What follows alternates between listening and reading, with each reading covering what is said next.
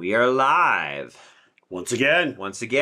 Welcome back. If you're watching for a second time, if you're watching for first, welcome to Resistance Reads. This is a space where we discuss power and resistance through literature. I'm Michael Kilman.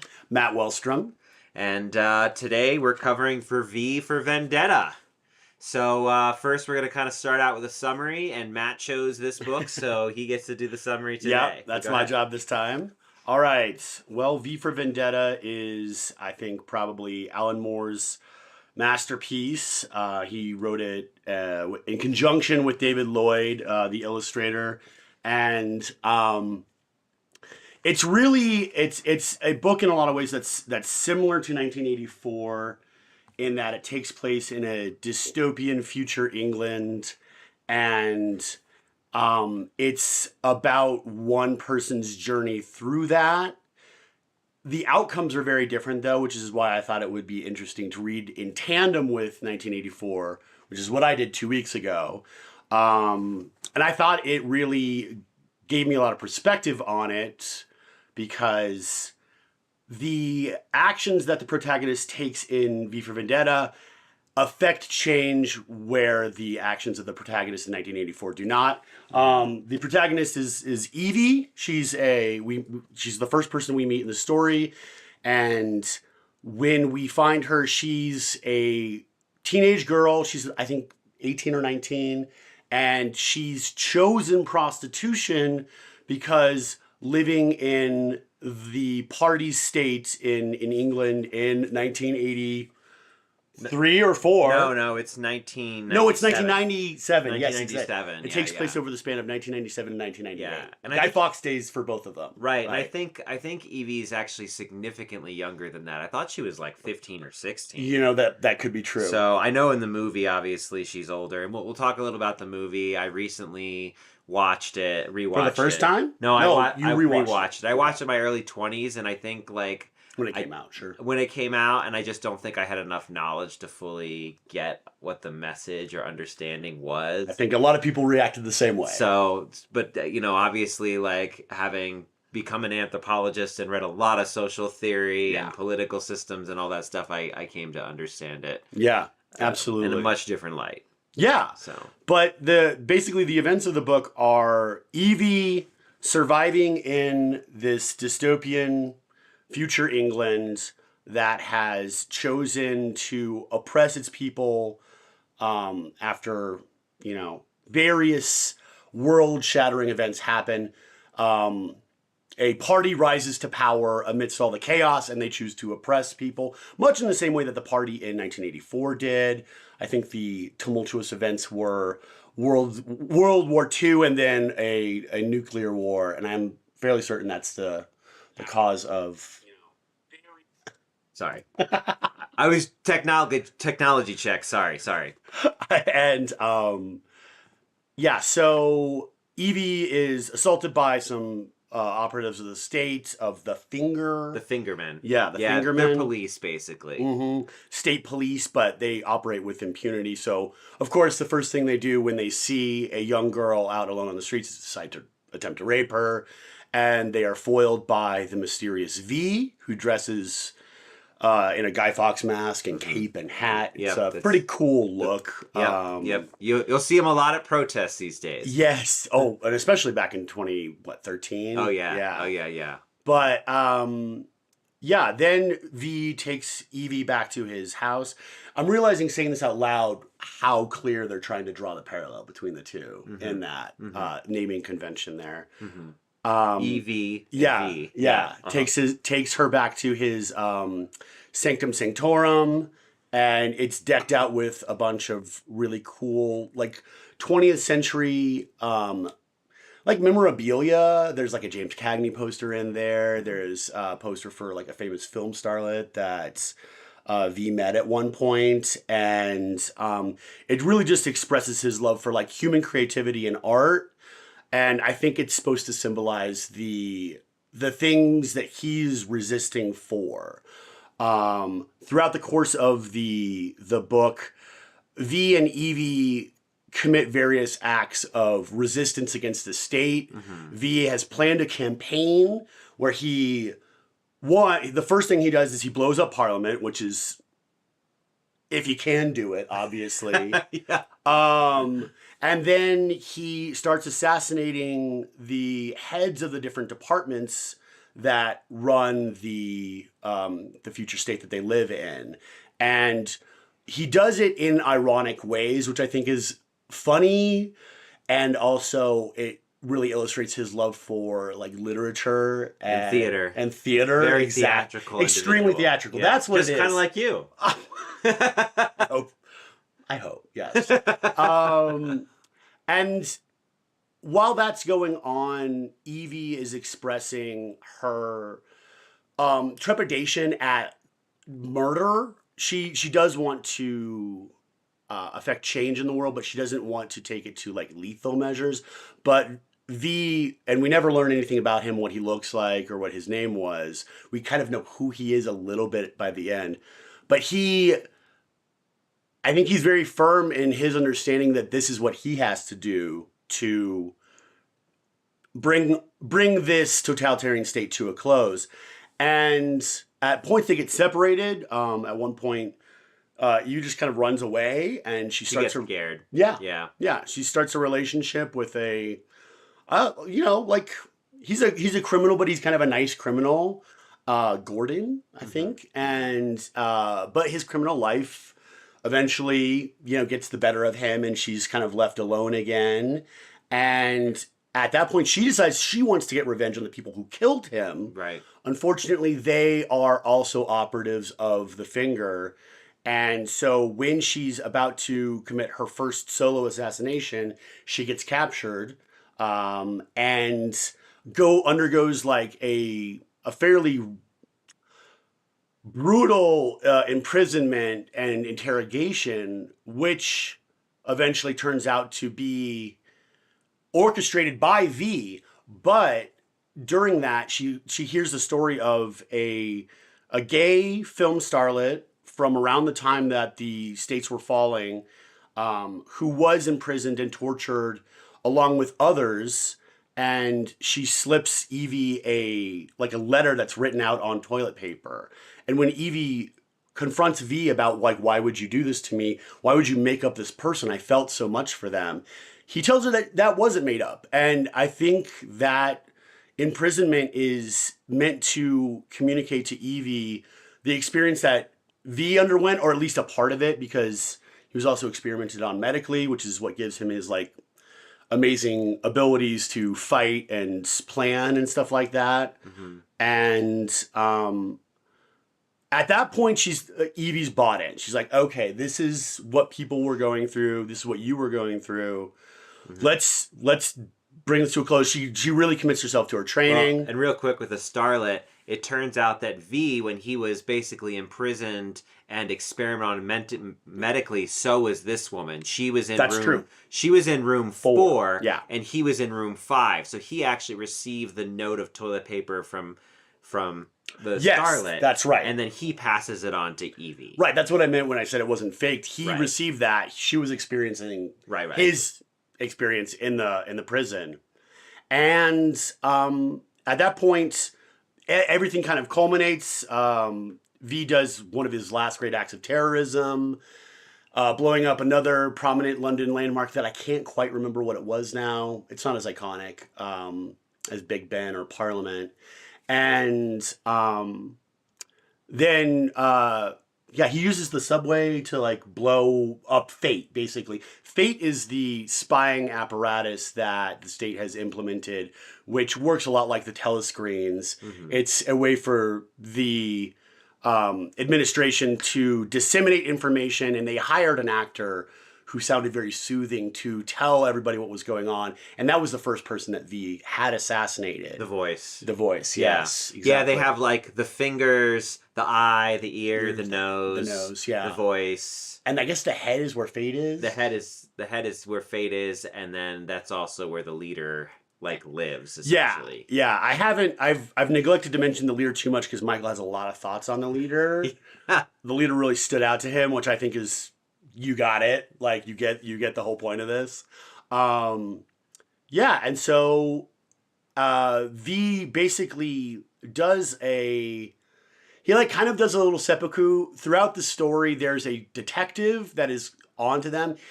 I think V views him as the only honest man in the government, which I thought was really interesting. Mm-hmm. And they confront one another in the tunnels when he's implementing his final act of terrorism, and they kind of both kill each other. Right. And at that point, Evie brings V's body back to their sanctum and sort of assumes his role, but at the same time, she saves the detective's like junior partner from some sort of danger, which I don't quite remember. Yeah, it was the specifics about now. Well, it was like the aftermath, because after V's there was like final rioting. act, there's right. rioting, yeah. and it's an intense situation for sure in absolutely. the afterwards. Yeah. So yeah, and it's ultimately though, like the final act, the train, he leaves that for Evie to do it. To initiate, you're right. Yeah. Absolutely. And they do that in the film as well, but also in the book, he like doesn't tell her. She has to puzzle it out for herself to figure out. In the film, he flat out tells her, if you want to blow up the whole situation. And in the film, they blow up Parliament at the end rather than the beginning. So there's a lot of really very kind of misordering in the film. Interesting. And I thought the film was really good. Okay. But as I told Matt before, I think the comics were too radical for Hollywood. So absolutely. I can't believe they even tried to make this. Well, it was the Wachowskis. Yeah. It was the Wachowskis who had just come hot off The Matrix not too much longer They produced before. it. Yeah, they didn't direct it. I think it might have been a better movie if they had directed it. But and they did the screenplay. That's so right. I think, and they, they're pretty, a lot of their kind of stuff tries to be radical. So, yeah. You'll hear a lot about Speed Racer being one of the most radical movies of the 21st century. Really? Yeah. And it's a good one. Is it? It's a good movie. Is absolutely. It? Okay. I haven't looked at it through that lens, but I do remember liking it a lot. Yeah. Oh, okay. I haven't watched it. You should. So. It's really good. Okay. So that's a pretty good core summary. And I think one of the other final pieces is that ultimately Evie inherits V's mantle. Yes, but and I think that was. He communicates that he wants her to do that, and also wants her to act in a different way than him. Right. Which I think it's really interesting because both of these totalitarian states have arisen from a revolution that was violent. Yeah, and then terrible. Violent leaders took over. Right. And implemented an even worse system. Right. And I think so V understands that he cannot be the one who leads in the aftermath of his revolution. Well, and that's like just true if you look at many of the most famous revolutionaries of the 20th century, especially during the Cold War. Like Castro is a great example, right? Right. Here is a man who is a radical, who is a revolutionary, who helps topple, this oppressive system, and then himself becomes a dictator. Yeah, for life, absolutely. And and I think that's actually, and this is actually a really interesting point because, there's a really good book called Why Civil Resistance Works. And it really does profile how when you have a violent takeover of government, it has a tendency to violently create a new violent system. So it just continues to regenerate violence. Because, if you're thinking about what it might be like to be in a place like Iraq or Afghanistan, the early 20th century, you're talking about ultimate brutality. Like the kinds of things that these kind of violent regimes create are brutal people. Because I think unless, and I've never experienced this, but maybe some veterans have out there who are watching this, but to be in combat, to see people's lives destroyed around you, and Chris Hedges, the political activist and journalist, he talks about this, being a war correspondent, hearing the bombs come down around you, not knowing at any time when your life will be taken, when your family lives are taken, seeing women and children slaughtered, or, in the case of like a fascist state, seeing innocent people being taken or black bagged, as they call it in this series, like seeing those kinds of things over and over. If you're if you're inclined to resist, you're more likely to become to resist with brutality. Sure. And it's hard to also, we have this ideal that civil resistance is always kind of peaceful, but like, there's a really great book that came out a number of years ago. I think 5 or 10 years ago. I forget the exact date. I read it in grad school. It's called "This Nonviolent Stuff Will Get You Killed," and it was about the militant side of civil rights in the '60s, and really specifically through community defense and kind of stuff. So I think, going into reading V for Vendetta, I kind of already knew that you have these kinds of different kind of protest systems for fighting fascist governments, and you can't really easily separate the radical from the nonviolent, because if you look at history, if you look at Gandhi, for example, there was a radical arm. About Gandhi. There was a radical arm of resistance that he kept trying to rein in. I mean, several of his major fasts where he almost starved to death because he refused to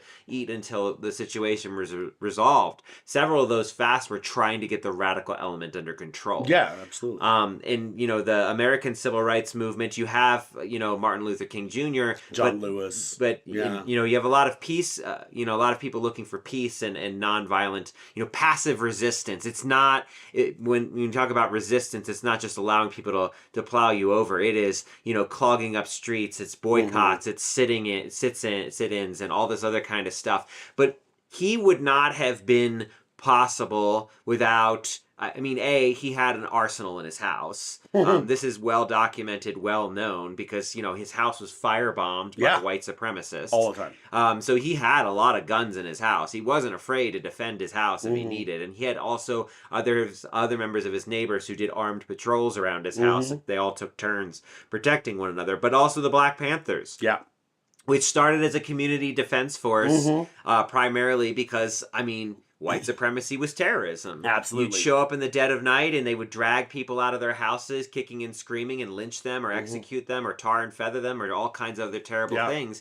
Like, how do you deal with the KKK? You get your own guns. Yeah. And that's kind of what the Black Panthers was. But of course, the Black Panthers also had a community support side where they gave kids lunches. They organized like peaceful kind of stuff as well. So transportation to schools. Right. Yeah. So when we think of like resistance and we think, it is, and you see this both in the book and the film, there isn't just a nonviolent component. There's also radical elements to these kinds of things. Absolutely. And so, dealing with a fascist state requires much more intense kind of acts to derail. Yes, exactly. And I think that is the missing key in our current alignment, that we have in our world. We don't have an organized resistance to the fascism we're experiencing. We have a bunch of people who want to resist and no leadership with which to do so. Yeah. And that's what V is trying to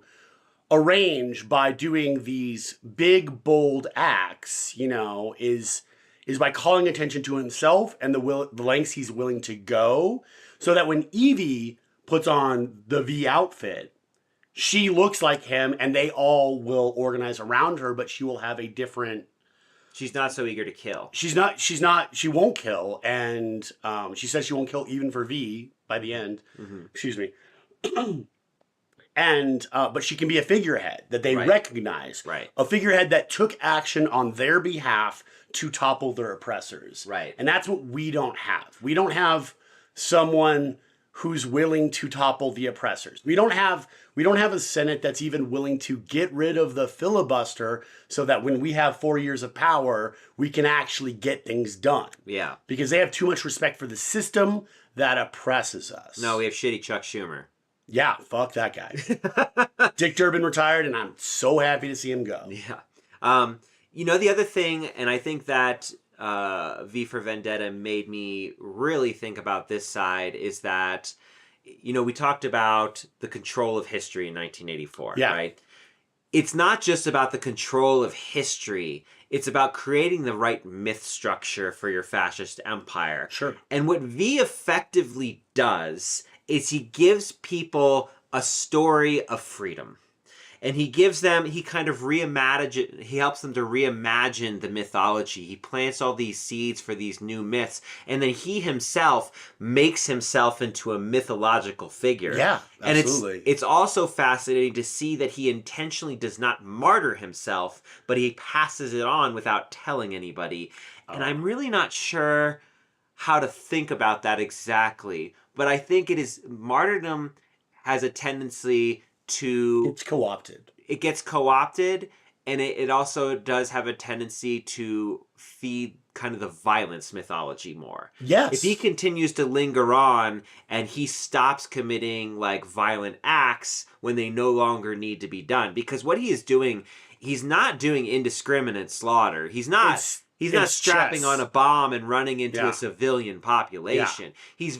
He's playing chess. Yeah. Every move is strategic. Mm-hmm. Every act of violence he does has very intentional purpose. And also, too, I think it's important to divine that, like, violence isn't something we do against property. Right. Property destruction is not... It's not violence. No. This is often co-opted in mainstream news as, look at these violent protesters, right? Who are smashing windows. They're smashing windows. They're smashing something that you can't even see. And not only that, there's also agent provocateurs, Mm-hmm. which if you don't know what that is people hired by the government, in some cases by the police forces themselves, to basically go in and do property destruction on purpose. To discredit. I have seen this personally myself in protests. Same, yeah. And, I mean, you also have a history of this, like many of the historical Union uprisings and massacres that followed, like Ludlow. Mm-hmm. You have agent provocateurs, the Pinkerton detective agency. That was mostly what they did. That's mostly what they did. They were agent provocateurs. Yeah. They still exist today. I don't know exactly what they do. Oh, it's like security bullshit. It's security bullshit, I'm sure. They advertise like security, but I'm not sure like what that security looks like. Mercenariness. Right. So there's a lot of times that you'll see systems try to co-opt protests and create all kinds of messes of communication. And, there's nothing that terrifies a state more than a whole bunch of people flooding the streets and refusing to move. Except maybe one guy that they can't catch, who's a one-man protest. Right, who's a one-man protest who is so clever that he can't, But, I mean, that to be able to pull that kind of level of... Well, they created the seed for their own downfall. Right. They were experimenting on V because they wanted a super soldier or something, It's like what the CIA did, or was it the FBI? Who did the experiments on people with LSD trying to create mind control? That was CIA for sure. Yeah. The Men Who Stare with Goats is a great film that is kind of a satire, but it's also really what they did. What was it? What was the term, the code name for that? It's super famous. It begins with an M, doesn't it? I'm so mad that I can't think of it. I can't think of it right now either. Anyway, if you're in the audience, shout it out, right? But it ultimately, obviously, like, the mind control didn't work. Mm-hmm. But like the Russians were doing this too during the Cold War. There was like this war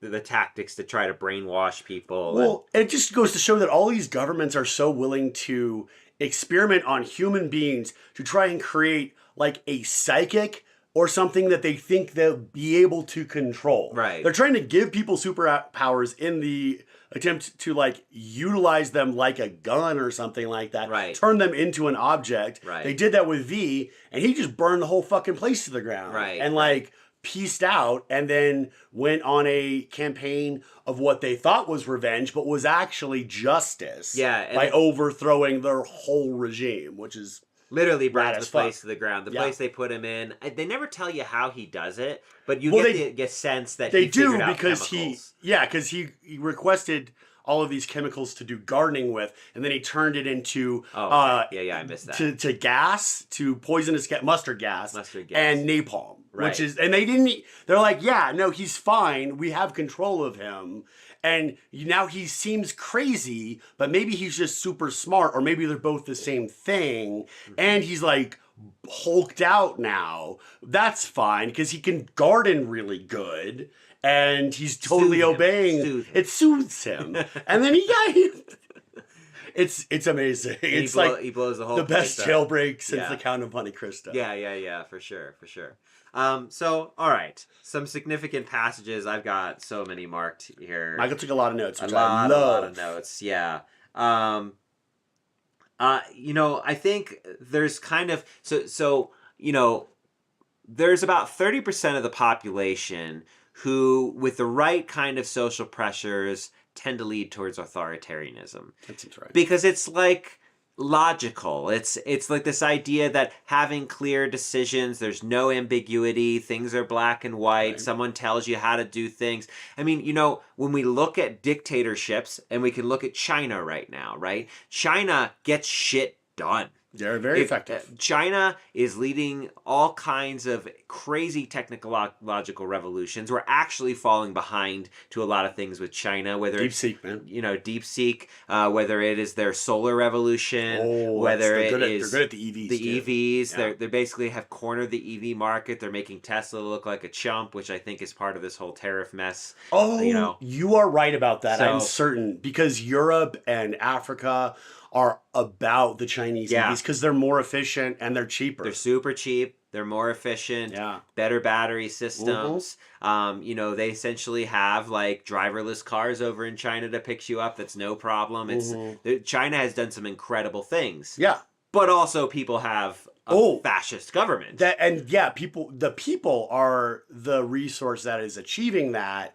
They're literally being harnessed by their government to make these moves. Right. When all that stuff we said that sounded complimentary about China, that's not. That's just that's their achievements, but the cost is freedom. Yeah. The cost is freedom. And it is also important to exercise that kind of power. Takes a huge state apparatus. I can't remember who gave it, where I read it before, but it's this systems with greater complexity have a greater likelihood towards catastrophe, because there's so many moving parts. And I know this is also true of technology. When you have technological systems that are so large and widespread, and so many systems interacting with so many systems, it only takes a couple of little threads to pull in the right places for things to come crashing. And that's why the Tesla, that's why Teslas are getting dunked on so hard by other car manufacturers around the world, is because Silicon Valley has this reward incentive structure set up where they come out with a shiny new thing and they capture our imaginations in the US and Western Europe for like 4 or 5 years. We're like, ooh, this new thing is the key to the future. Whether it be going all the way back to MP3 players, but like smartphones and all of that stuff. Every time they come out with one of those, everybody starts aping them, and they're like, they get this monetary incentive because their stocks go up and they all become billionaires. But they haven't come up with a shiny new innovation in 10 years, really. They just keep faking it. And that's what AI is right now. But that's also what Teslas are, because they were cool and innovative 10 years ago. Maybe even more. They might have come out longer ago than that. Time doesn't mean anything anymore. But Elon Musk is not the inventor of Tesla. He's just the CEO. He's sued to make him look like that. Yeah, he pushes people out of their companies. That's what he does. He's like a hermit crab that just gets in there and takes your shit. But since he's not an innovator, and since he has a command structure that he always implements where he's the top dog and he tells everybody what their deal is, they haven't been able to retain the people, the brains that came up with an innovative new electric vehicle. So they just make it more complex, which is why they have all these recalls all the time. They're they're not actually able to make things better. They're able to make the system seem fancier or more complex so people want to get a new one. It's bells and whistles. It's bells and whistles. And that's why he's fallen far behind. But it's a great demonstration of what you're talking about. Yeah. The more you make the system complicated, the easier it is for it to break or to not get the upload that it needed in its fucking iPad that controls everything in your car. Who thought that was a fucking good idea? Come on. Yeah. it's bread and circuses at the end of the day, right? Yes, absolutely. So it's just mass distraction and good food and good entertainment to keep us docile and all this other kind of stuff. Yeah, we gotta get that second screen TV, man. Right, and and this is just true with streaming culture. It's all kinds of things like obviously like not podcast streaming. No, watch our podcast. That's good. That's so net good for society. But I'm talking about Joe like Rogan out of the situation. Yeah, get Joe Rogan out of the situation for sure. And they're finally calling him out too. Like they're finally people starting to say that I've been saying for years. Yeah, like man. Joe Rogan is a problem. If you have that kind of power, you have to hold people accountable, right? It's just the way it goes. Yeah. Even Malcolm Gladwell, who is just kind of in some that ways, guy is insufferable too. I mean, he has some interesting things to at least contribute, but he at least is like he was like calling out Joe Rogan the other day. I think Malcolm Gladwell's the nonfiction equivalent of Elon Musk. He takes other people's ideas, misrepresents them, and sells you a book that sounds smart. I think there's some good things. I'll disagree with you. Okay, we can disagree about something. I think it'd be useful. Yes, we can disagree about something, right? Let's see. What was it? Happiness as a person is a. I can't read my own notes. Oh, it's about prison. It's about happiness is a prison, not a person. Happiness is a prison, the most insidious one. V talks about this actually extensively. We're taught to chase happiness and pleasure our whole lives, and obviously that's not realistic. But you see this, you see this in like oppression release valves, like The Secret, right? You can manifest your desires and be happy and fulfilled and successful. Absolutely. You can make vision boards that make reality come true. These are also tools of oppression and power. Oh yeah, and grift, and grift. Yeah. I mean, well, and happiness is a prison that traps you. The most insidious one is a brilliant thought because that is the fundamental nature of capitalism. Also, right, like the choice. I have choices, therefore I am happy. Well, and also you're working all the time to buy the thing that will make you happy, but buying things doesn't make you happy. That's stupid. It's obviously temporary satisfaction. Yeah, it's a temporary dopamine release. Right. Like sometimes you need things, and if you can buy them, that is nice for sure. But like buying doesn't inherently make you happy. But capitalism definitely wants you to think it does because it keeps you bought into the system. That's why. I sound like a revolutionary. That's why, like commercialism. In commercials, everyone is happy or powerful or sexy or they're sad and then they're sad and then they get happy because all these are the solutions to what ails you and of course that's nothing new. I mean, marketing has been a thing, for a very, very long time. Yeah. Probably a century and a half, we've had significant marketing systems. Once you started getting media to scale, you started getting absolutely. I was trying systems. to think of when it would have happened. It would be like post-printing press, obviously, but like not that post. Probably maybe. The dawn of radio is where we start getting the rise of significant. I was thinking marketing. Like newspapers and magazines probably predated that's true. them. No, because actually originally, so when I was studying media, I was studying the history of journalism and power.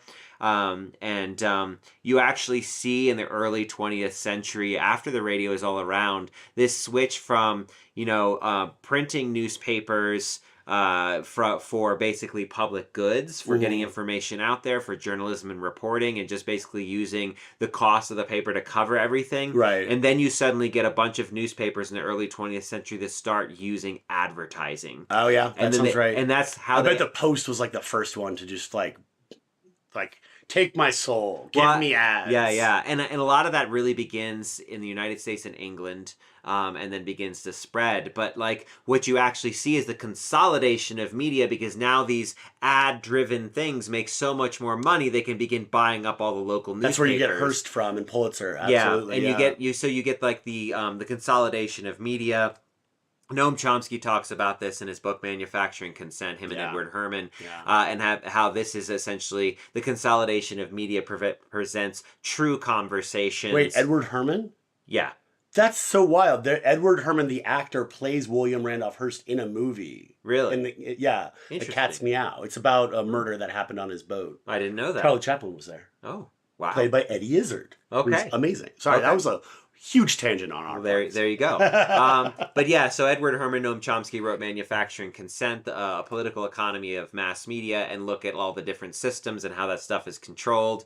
And by the consolidating that, you're consolidating the story. Because it used to be that every city had dozens of newspapers, and all your neighbors would be reading different newspapers, and they would be getting different perspectives. Yeah. So with those perspectives, when you're at work, you'd like at the lunch break, you'd talk about, oh, well, I read this in this paper, well, I read this in this paper, and so then people would kind of find middle ground between different kind of issues, rather than getting in the silos that we have now. Right. And fascism requires silos. Yes, Absolutely. It requires a single message. Hence the voice in V for Vendetta. Absolutely. The only source of information in that society is one guy, essentially. It's state actor. Yeah. And then after he's taken out by V very quickly, after he silences the voice, as it were, they begin this whole long campaign of trying to find alternatives through fear, like broadcasting all kinds of fear to keep people docile. But in the case of this, I think it actually desensitizes them. I think that's right. So that was part of V's tactic. That was his tactic, desensitize people to fear, because if you're seeing a constant 24/7 feed of fear-based stuff, now how it happens in reality, I don't know if it quite happens the same way as in V for Vendetta, but it does desensitize people, or it makes them become at least apathetic to the state narrative. Well, and that's an interesting observation, because I do feel like our 24-hour-a-day news cycle has also desensitized people. I don't know if it's desensitized us to fear, and I guess that wasn't their intent. Right. The outrage. way that It's outrage. It's outrage that they use. You're right. It's less fear and it's more outrage. Although the outrage is coupled, you can't decouple the fear entirely from outrage, right? Because the immigrants are coming for you, right? Right. That's how the immigrants are coming for you has been a message for decades. Yeah. I mean, longer than that, really, in American history. I mean, you can go all the way back to the Bracero program, post World War II. Or you could go all the way back to when the Irish immigrated. Right. Right. I mean, you have New York Times. The front page of the New York Times is 1883, I think it was. It's like a picture of like Irish beating up on the police on St. Patrick's Day. Oh, cops are bastards. They knew it. Right. So anyway, they but they look like subhuman. Oh, they do. Monsters. Yeah. They don't look like you guys. You can look this up. Looking at like the history of Irish discrimination. Yeah. So and then of course quotas for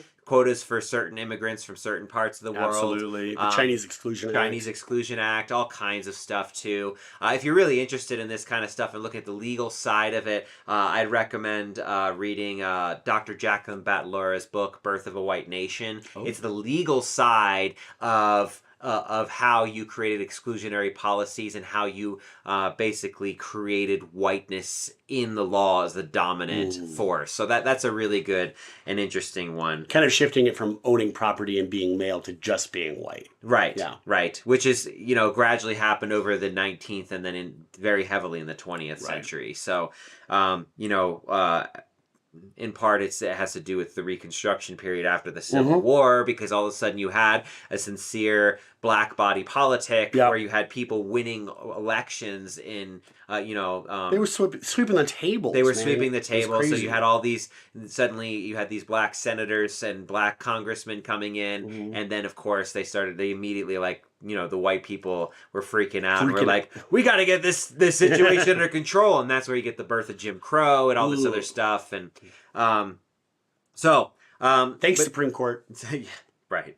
Like the Dred Scott decision. Yeah, that's what I'm talking about. Yeah, man. Absolutely. So kind of switching gears though a little, because we've kind of talked about a lot about fascism, and then also like 1984, we talked about that a lot last time. So sure. I think we can move on. I think they are very similar. The methods that they use in 1984 are a little more sophisticated, but I think the general setups are basically the same. Well, and as you were saying last time, this book could very much be a response to 1984, especially. It felt like it was. It was written in the early 1980s. 83, yeah. 83. Yeah. So it's written in the early 1980s. So it's actually, it was written in two parts. It was written in 83, and then I think it was concluded. I think the second half was written in 88. Okay. So it might have been the was second half might ongoing. be more. It was, and there was a big break. I think the second half might be more of a response to Thatcher's England, which I think is really interesting too, because Yeah. I mean, it's really easy to see the comparisons. Right, right. you know? And more is English. So, Yeah, you know. exactly. But I mean, you could see some parallels in Reagan as well. Reagan and Thatcher were of a type, for sure. They were definitely of a very particular type. Yeah. You know, towards the end of the Cold War, it was very interesting to kind of, you know, see They the were direction. ruthless, man. Oh, yeah. But I think some of the most radical parts of V for Vendetta was really some of the political philosophy they throw at you. And I kind of had the same experience that Matt did with 1984. Shook you to your core. It shook me to my core, and I was like, where the fuck has this book been for my entire life? Like, you know, and I have read a lot of political theory, you know, and of course, like I've looked at from an anthropological lens, you know, like anthropologists like David Graeber, who wrote a really excellent book about protest called Direct Action and Ethnography, that really looks at how do you successfully interrupt. Wait, is that one of the Davids from that book you loaned me? Yeah. The Dawn of Everything. Yeah. The Dawn of Nice. Everything. Also another excellent read because it helps us to rethink this kind of bullshit political mythology that either we require a state to be peaceful or we were somehow naturally, inherently always good hunter-gatherers in this kind of Garden of Eden. The arc of history. The moral arc of history. Justice. Yeah, I mean, it's like, but no, it's not. It's complicated. Like You gotta do the work. You got to do the work. Yeah. You got to do the work. And Graeber really, I mean, he really kind of, there's a lot of overlap between V for Vendetta and Graeber's kind of thinking. I don't know if he probably has read V for Vendetta, given his political leanings. But Direct Action, he kind of does an ethnography of an anarchist collective and looking at some of their actions and That's what they're cool as hell. doing. You know, he also looks at, and this is a huge problem with a lot of resistance movements, how they become kind of purity movements where you have to like police each other and, you know, people kind of one-up each other, and then you get kind of like, you get all kinds of infighting. I think that's the seed in at the heart of the rot in the leftist movement right now. Yeah, It's purity. Purity, yeah. Yeah, it's this constant like, are thou holy enough to be a part of this movement? You know, you're never allowed to make mistakes. But yeah, you misgendered someone 10 years ago. Right. So you're canceled now. Right. So that obviously creates like, and then ends up pushing people the other direction. Absolutely. Because they're like, well, if I can't do anything right, fuck you, I'm going to go the other way. And Doppelgang, what is Naomi Klein's newest book? The Doppelganger, Doppelganger, yeah. We talked about it a little bit last time, but that's what happens. That's what happens, right? So Graeber does talk about this. He also has a wonderful chapter titled "Why Police Hate Puppets." Is it because of Punch and Judy? It's because of a lot of things. It's because of a lot of things. But he talks about how a really effective protest create these massive art pieces as they're marching, and you can kind of like leave them in the middle of the street, and it takes hours upon hours upon hours to like remove these things. Oh, that's amazing. And so it's like using art art installations to really shut down the system and cause the economic system to hemorrhage money and force people to come to the table. Pretty good. Yeah, it's really interesting kind of stuff. But you know, one thing that this is a quote from V for Vendetta. True order is voluntary order. The choice to opt in, to choose one another, is true freedom. Yo. As opposed to like the fascist, you're going to do what I say or else. Yeah. And so, you know, this is talking about collectivism. This is talking about, you know, systems that, you know, anarchists. You're only going to give 100% of your like effort to something that you choose. If you're being forced to do something, the best you're operating at is like 75%. Right. Well, think about your fucking bullshit jobs, right? Yeah. Like you think about, you go into work. And I experience this right now with Starbucks. Sure. Right? You go in there and they give all these policies of these things you have to do. And some of them make sense, of course. But some of them are just like nonsense. Yeah. It's like, why are we doing this thing? Like writing on cups? Come on. Who cares? You know, does that, you know, and then of course you hear these little, and of course these little anecdote things that they spread around, like, oh, this saved someone's life because they saw you are loved and they felt so much better about themselves in the aftermath. And you're just like, Oh my God. What a load of horse shit. Someone didn't commit suicide because a Starbucks barista wrote "You are loved" on their cup. That's some of the things that they're telling us. That's wild. So you see these kinds of things going around, right?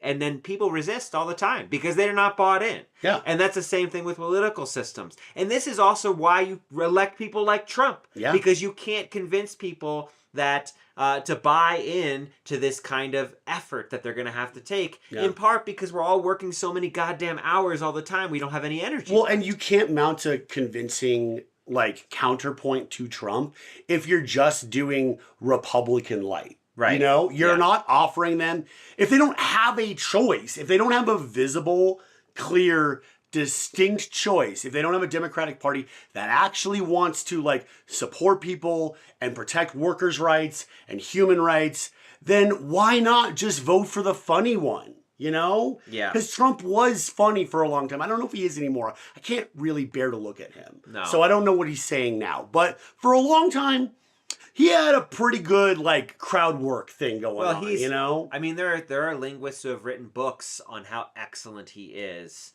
with his rhetoric. That makes sense. He is he does. I mean, we underestimate Trump, and you see this all the time with the Democratic Party. You see people say things like, "Oh, he has dementia and he's failing," and all this other kind of stuff, and he's crazy and he's insane or he's stupid. That's basically just them doing a Trump right there. Right. You know. Right. So, but the reality is, he is calculated. He is very intelligent. He is a hell of an orator, and he's dangerous. Yeah. And when we kind of try to, I think that's partly people trying to make themselves feel better. Like, well, we can't go the fascist route because he's an idiot and all this other stuff. Right. You know, and it is true that he is an egomaniac.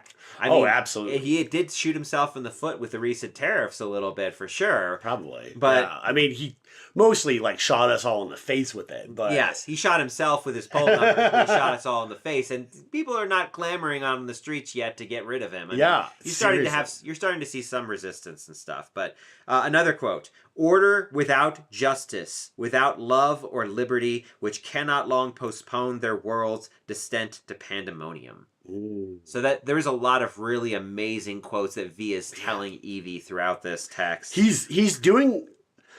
I remember reading this when I was a kid and thinking it felt like, what if Batman wasn't a billionaire? Mm-hmm. But it's even better than that. Mm-hmm. He's not training up a Robin, to be a Batman. He's training up he's training her to be better than him, and that's what all good teachers and mentors do. Is they want you to excel past where they were. You know, they're not trying to let you grow up and they're like, okay, you can be Batman, you can be Nightwing, you can be funny Batman.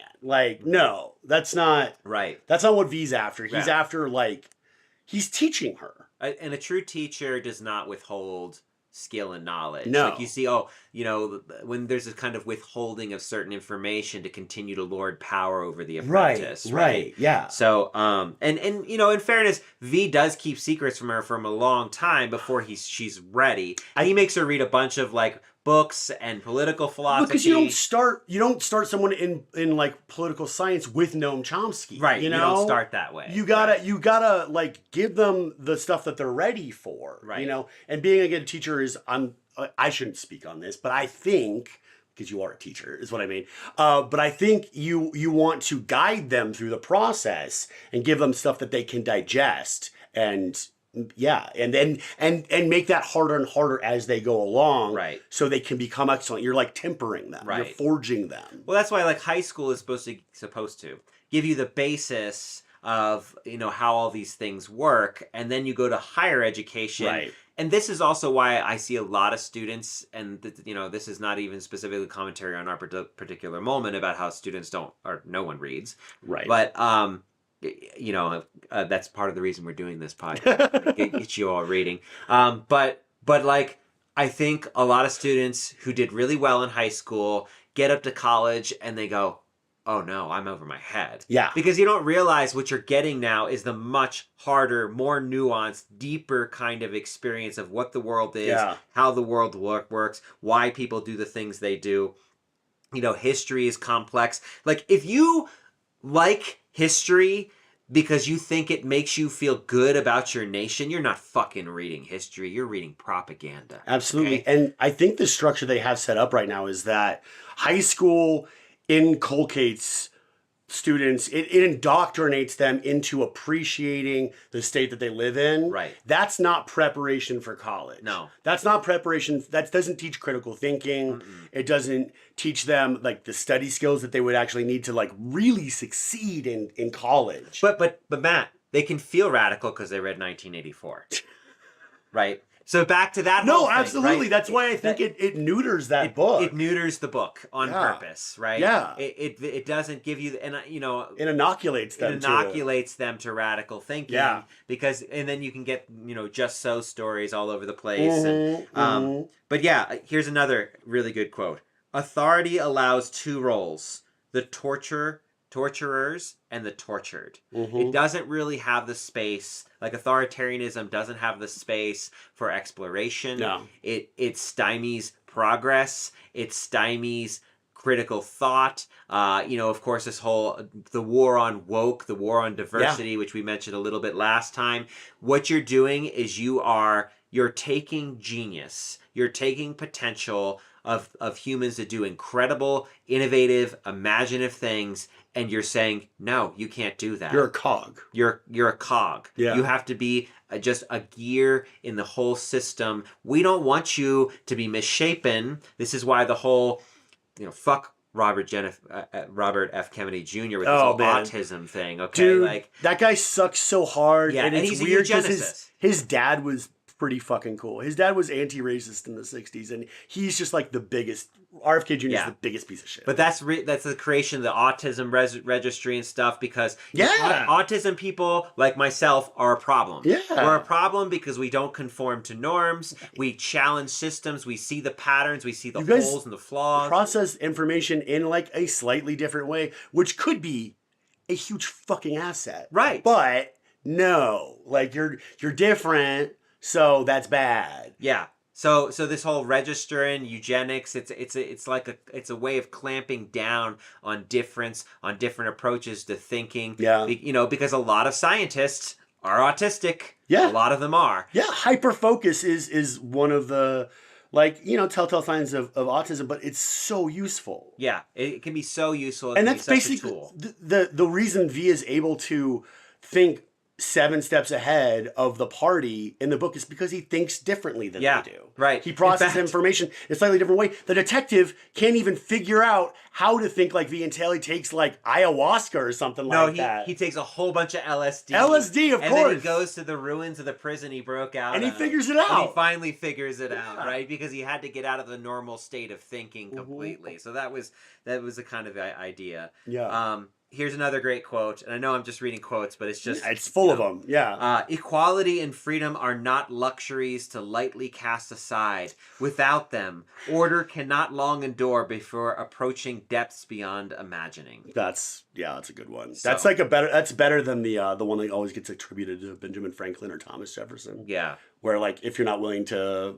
What is it? If you're not willing to fight for freedom, you don't deserve it, or something like that. Yeah, something like that. But just so one note. But this is so much, because it really, like, we cannot have a good social order without equality and freedom. Yeah, we cannot. Exactly. And and that's why we have to have rights. That's why you can't black bag people. That is literally what our government is doing right now with some of these students. Sending them overseas. Sending them to Ecuador, or sending them to Guantanamo, or disappearing people in some cases. Yeah. And so this whole the habeas corpus, the right to a free, fair trial, a right to having representation and a lawyer. All these things are fundamental. Yeah, are absolutely fundamental in order to maintain any semblance of freedom. Well, it's a wild situation too when you realize that the government has actually been blackbagging people for our entire adulthoods. There's Supreme Court cases about them getting being accused of being terrorists and sent to Poland in the early fucking part of the century. And look at the Patriot Act. And it's because, absolutely. It's because we've been in a state of war and emergency for 25 years. Yeah. Which is fucking ridiculous. Because it was not, at no point was this an emergency. We suffered a consequence to our foreign policy in 9/11. and that was it. That was all that was going on. Mm-hmm. You know, and all of this has been a reaction to that. It was literally just an excuse. Fucking Naomi Klein, once again, talks about that in the Shock Doctrine. Shock Doctrine, yeah. Which is as good a book as this. Yeah. And, yeah, it's just a pretext, man. It's just a pretext. They just want to be authoritarian. Bush Jr. started it, and we've just been rolling along. Well, Obama and Biden both stayed the course, too. They weren't better. No. I think it's really important to remember that they weren't better. Right. We liked them more. Obama was handsome and charming, and Joe Biden was like your goofy uncle. But, like, you know, issuing a warning about, like, a technocratic future state on your way out the door after being president for 4 years is a bullshit fucking move. Mm-hmm. You know, you're not Eisenhower. And Eisenhower basically just did the same thing. Anyway, Yeah. So maybe he is. Yeah, and it's we've had this since we've always had this, really, right? If you look at the existence of American history, I remember I remember learning this in a political science class. There are like 3 years in our entire history where we have not been in a state of war at some point. You know? Yeah, or like 3 years. policing action, or sending troops somewhere. Whether or not we're calling it a war. Right. Yeah.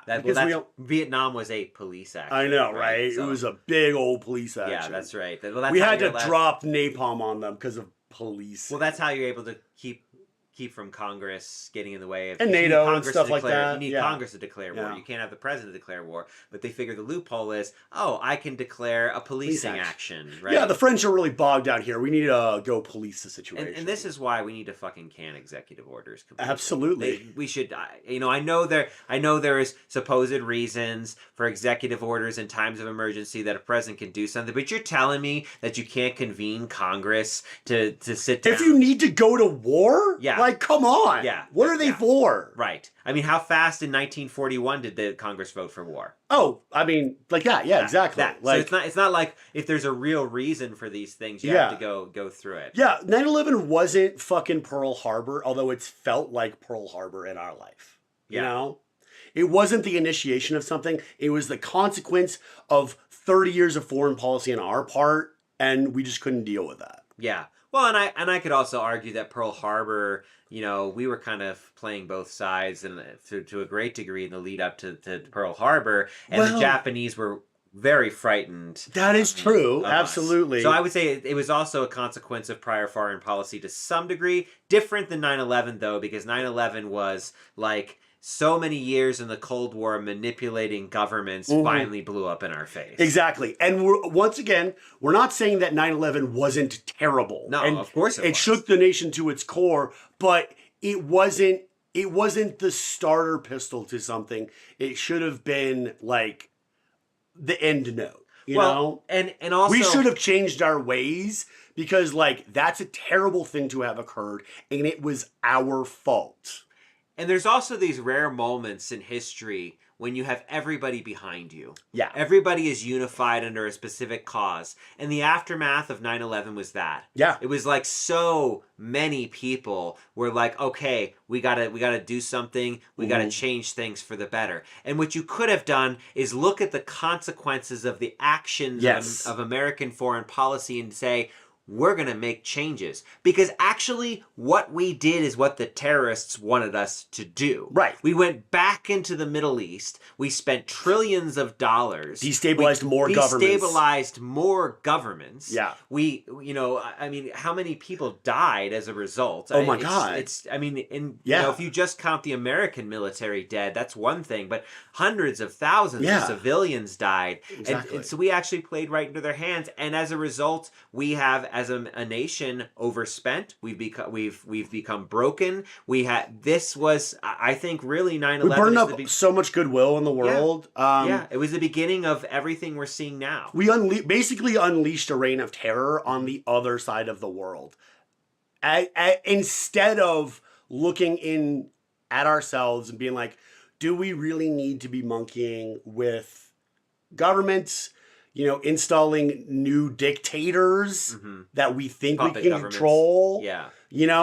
Like the fucking party here. We think we can, like, make a dictator and then tell that dictator what to do and it's gonna fucking work. We try it all the time. It never works. But we were like so committed to doing that again. Well, and we made the Taliban so much more powerful. We did. They're so much more powerful. They are now essentially They fully were a controlled. fringe group that was like a leftover. It was a hangover of a Soviet conflict, and we turned them into a major world power. I mean, we also created them. Well, that's very good point. That's a very we good empowered point. them to fight the Russians to make Afghanistan Russia's Vietnam. Exactly. We did that. We did that.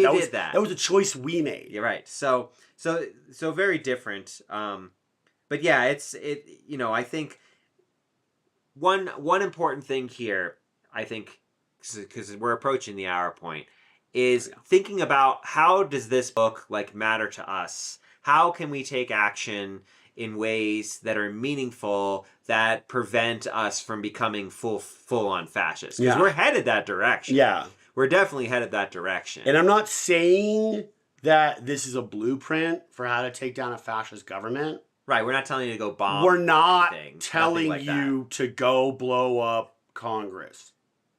Right, none of Definitely don't do that. But look, I didn't read what I had dust in my eye. No, but look, direct action is what this action, is about. Interrupt the system. Yeah. Okay? Permitted protests are bullshit. Yes. The moment you permit your protest, the moment you give the police a nice little row for what you're going to take, they can redirect traffic, and you're basically just playing into the state's apparatus. Absolutely. You have to do what like they did after the Triangle Shirtwaist Factory fire. Was it 1912? 1913. Yeah.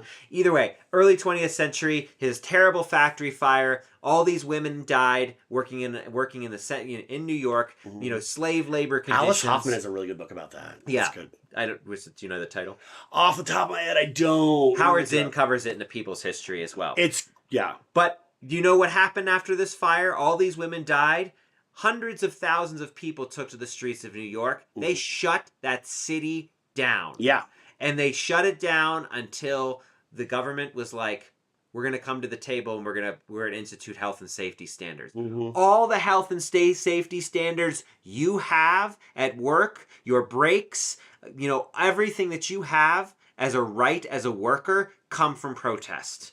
They all come from protest. They all come from shutting down systems. Absolutely, yes. Whenever there's like a mining strike and then the miners just rise up against them, that's how you get safety in mines. Right. Through violent action or direct action. The width of stairwells? Yeah. The width of stairwells has to do with the factory fires. Absolutely, man. And emergency exits. And all kinds of stuff. And not locking people in. We even have a law about yelling fire in a crowded space that is like a direct consequence of that fire. Right. Yeah. So you have all these things interrupting. How can you interrupt? You can interrupt with long boycotts. This short boycott stuff, Bullshit. Day-long boycotts. Bullshit. Week-long boycotts. Bullshit. Yeah.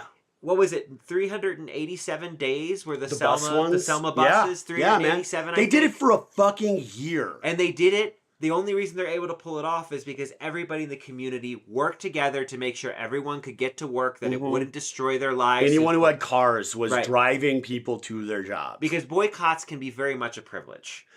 Very much a privilege. Man. If I say I can't shop at Walmart, and I try my best not to, but if I live in a rural town and the only place to get my groceries are Walmart, I cannot boycott it. Well, and another way it's a privilege is that you can choose to, I'm not going to shop at Target because they caved on their support of queer people.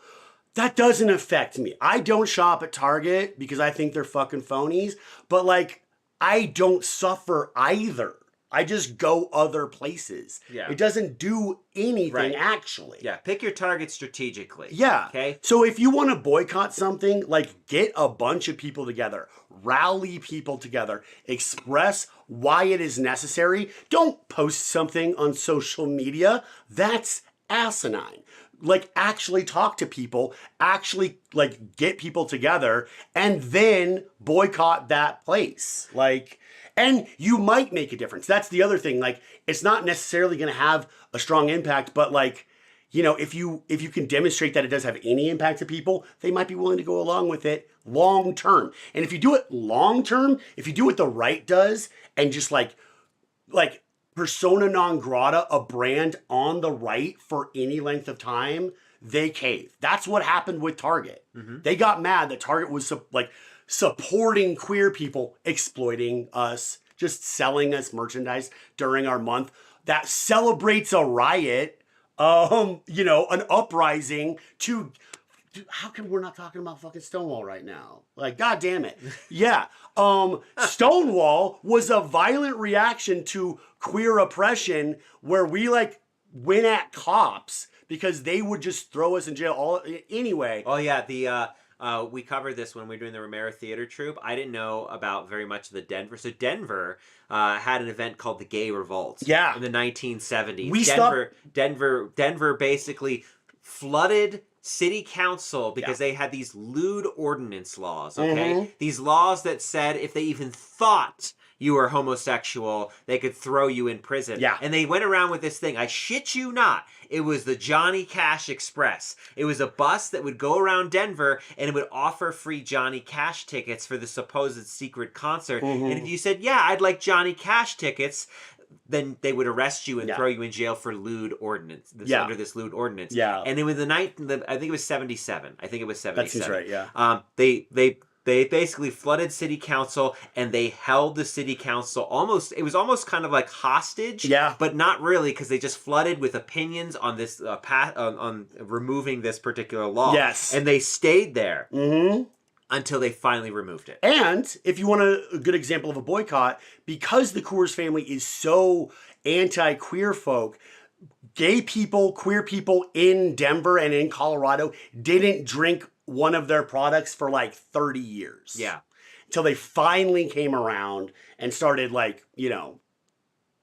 rolling back their disdain for us and their support of people, their financial support of candidates that would try to ban gay marriage and stuff like that. So, one important thing to think about here too is community building, yes. right? If you look at who has amassed power recently, they have very effectively built communities, or they utilize their communities. Evangelicals have utilized their communities for authoritarian purposes, right? So you're a part of these communities, but at the same time, on the left side of the spectrum, our communities are fractured, and in the middle, we're hyper-individualistic, where I gotta fucking get mine and screw everyone else. Gotta get that Gucci, right? Yeah, gotta get whatever that it is. So what you have to think about is, how can you build community spaces? It doesn't matter what those spaces look like. They can be secular, they can be religious, they can be poetry groups. I'm a part of a number of poetry groups. Yeah. Theater,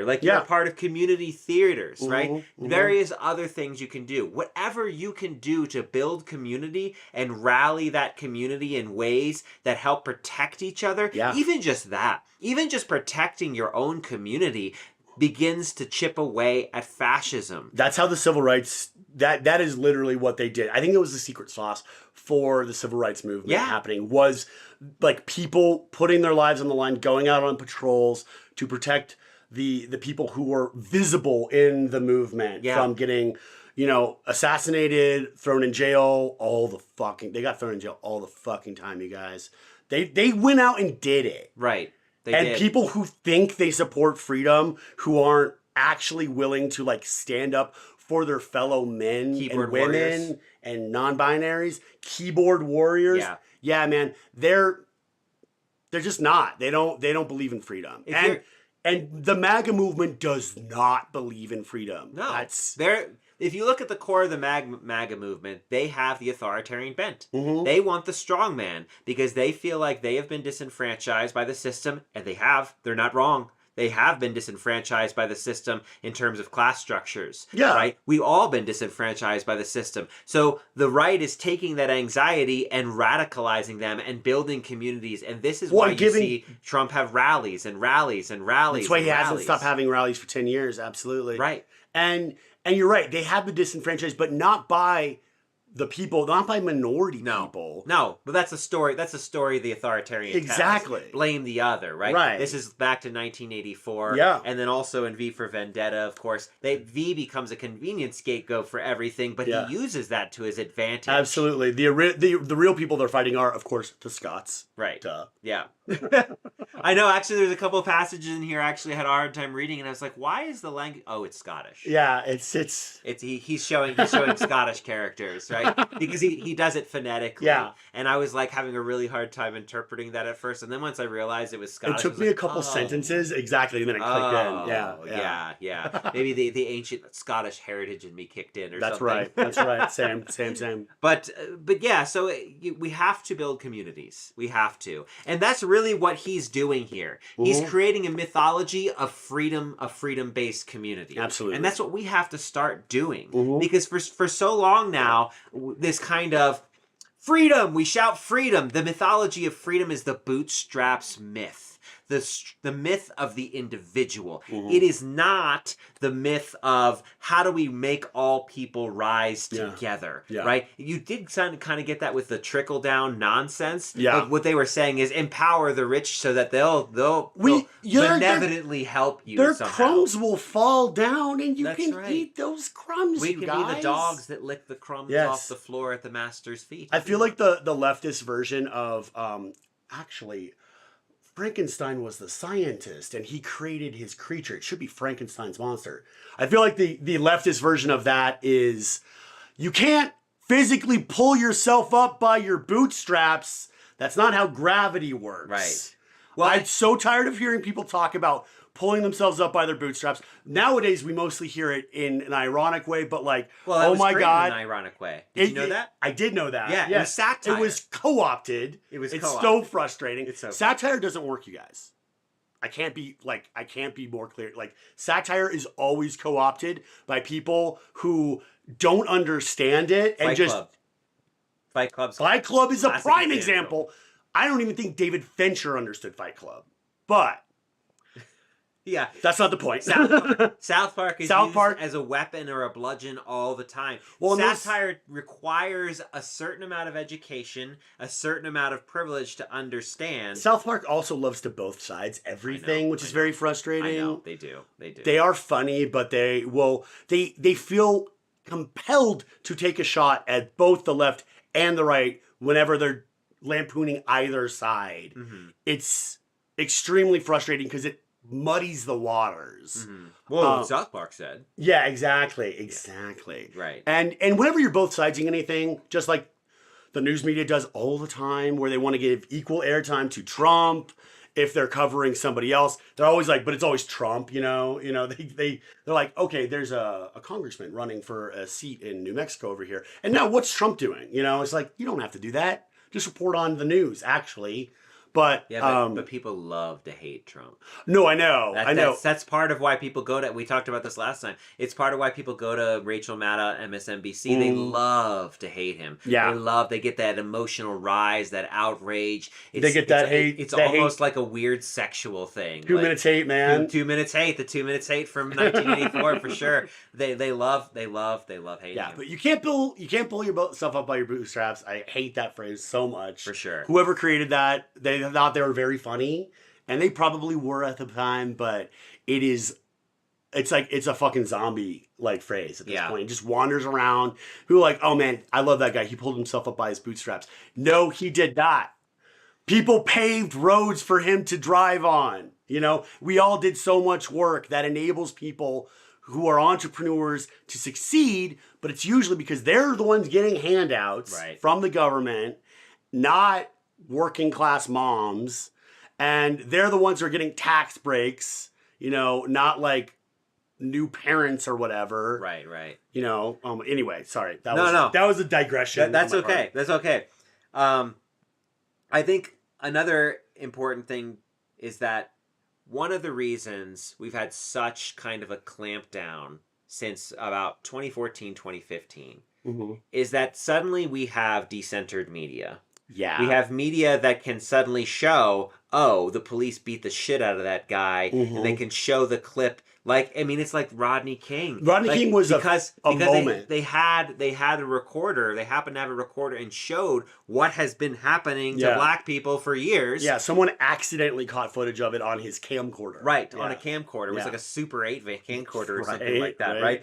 So that gets broadcasted to the news, and then. But then you see in the beginnings of social media, it was so decentralized, and then the algorithms come in and co-opt it. Yeah. Because that's always what states do. Yes. They figure out ways to co-opt any new technology or any new media to amass more power. Absolutely. So I think we have to continue to create community-based media. We need to continue to create independent media. Yeah. And we need to build communities around those kinds of media systems. Yeah, figuring out how to circumnavigate monopolies, I think, is going to be the main thing. Right. That resistance movements need to do. Information monopolies, particularly. Exactly. Yeah. How do you get around information? That is, if we can figure out how to get around information monopolies, if we can create systems that can kind of mess up the algorithms somehow. I don't know, any of these people are like anonymous or something. Maybe they can figure out how to like go into Facebook, screw up the algorithms, and like flip the script or something like that. I wish anonymous was still a thing. I don't think they are. Yeah, if they were, they would be doing stuff right now, right? Like theoretically. Well, there was something they did a couple weeks ago. Wait, what? They were releasing like information or something to public. I forget what it was. I saw some announcement or something. Okay. But again, I don't know. I mean, but it didn't make a huge impact. Clearly, if you saw it and you don't even remember. I don't even remember what it was. Yeah. So clearly, it wasn't enough. So, but we need to break the information monopoly, and that's really the key at the heart of how V accomplishes everything. Yes. He breaks the information monopoly. The first thing he does. The first thing he does is he takes away the voice of power. Yeah. Literally killing the voice. Yeah. Right? Yeah. And then after that, he slowly whittles away the rest of the people who are then of the departments, which coincidentally, we forgot to say this, are also people who experimented on him. They were all present at his camp in one way or another. Almost all of them. Almost all of them. Yeah, the leader wasn't. In the movie, oh, no, not the leader. Yeah. But in the movie, well, yeah, but the leader is the one who sets it all up, right? Yeah. In the movie, they go a different route too, because in the movie they had a plague. I think in the first half of that book, you think that's what's going on because almost all of them happened to be there, but by the end, he does have to take out a couple people who weren't there. It's a very convenient red herring situation. Right. That's what the detective thinks.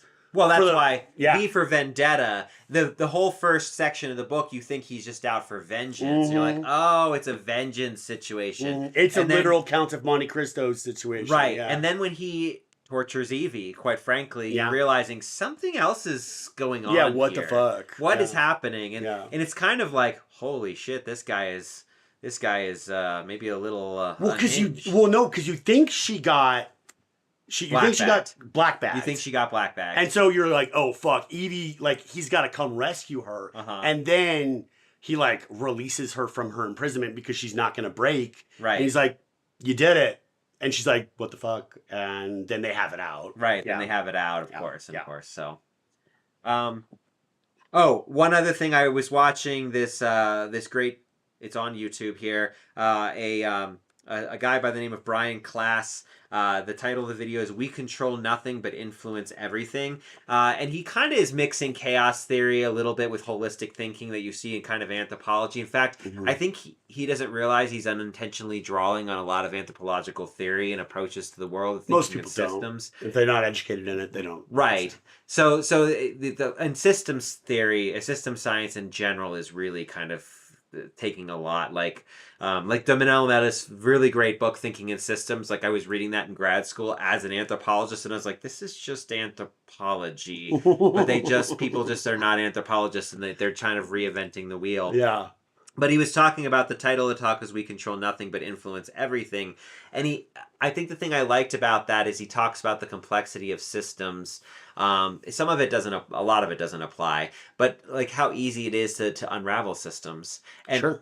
And look, if we all the more decided, complex something is, the easier it is to break. You just got to find the weak point. If we all decided tomorrow not even all. If you can get about 10% of your population out on the streets and clogging up cities and shut down economic activities and saying, if you can get 10% of us out on the streets and shutting everything down, and you should, a protest should piss off the status quo. Everyone should be complaining about these fucking protesters clogging up traffic. What are they doing? You should shut down highways. You should shut centers of economic stuff down. You should completely overwhelm everything. If you can get 10% of your population to do that in all the major cities in the country, you have a real revolution. They have to come to the table. And it is, in most cases, so much better to do these things non-violently. Absolutely. But in a way that is, they can't get rid of you. Yeah.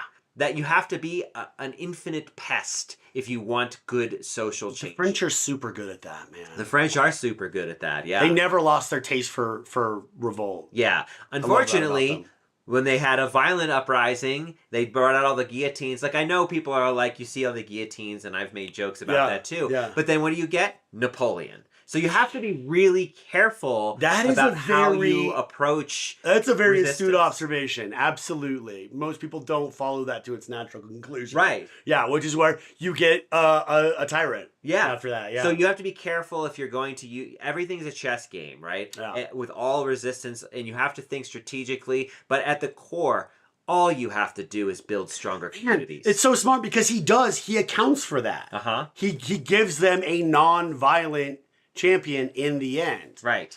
He takes the violent champion out and gives you Evie, who refuses to kill. Yes. In the end. So smart. Right. Now she does blow up the building, but that she doesn't kill anybody. Yeah. Because they had essentially, you know, there's like an event going on where it's like going to be empty. I forget what the deal was. Well, they had everybody's out on the streets and yes, of course, the riot is happening concurrently with that. Yeah, right, of course. So the symbol is the destruction, right? And it's so giving people a good story, giving people a good new myth. Like this is like, you know, for all the problems with the American Revolution and all the ways that it very much was co-opted by a bunch of rich white guys. Weird how that happened.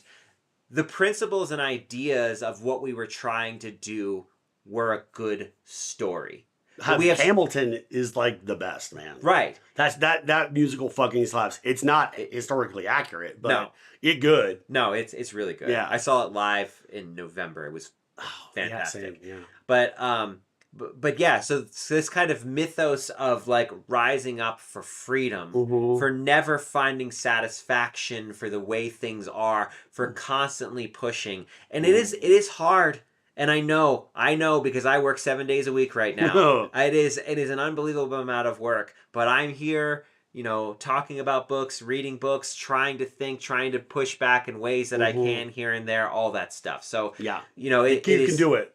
Yeah, you can do it. You can absolutely do it. You can do that, and you can also, nice segue, write a book. You can write a book, yes, thank you. So, little shameless self-promotion. I just got my author copies of my next novel. It's out May 17th, Shades and Shapes in the Dark.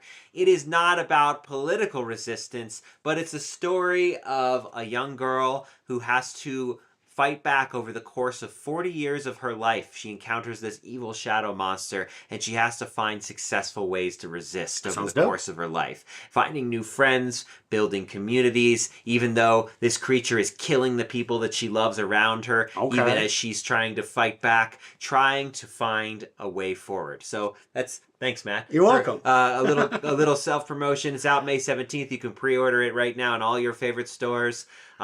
So yeah, thanks. And any final thoughts? No, I just think that V for Vendetta is great. I'm glad you liked it. You should read it. It'll blow your mind.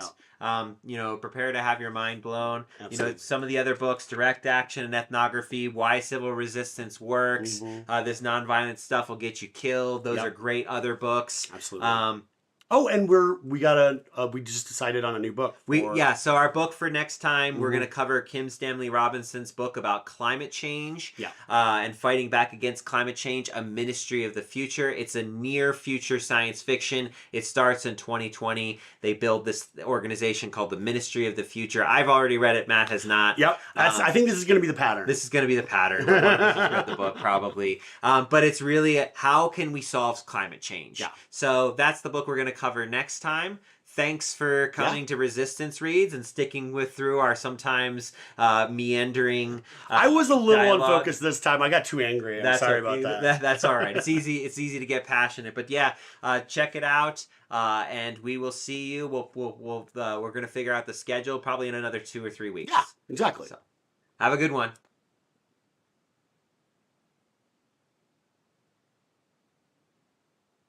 Okay, I don't know where I ended the stream, so I don't know where that's gonna stop, but it should be done.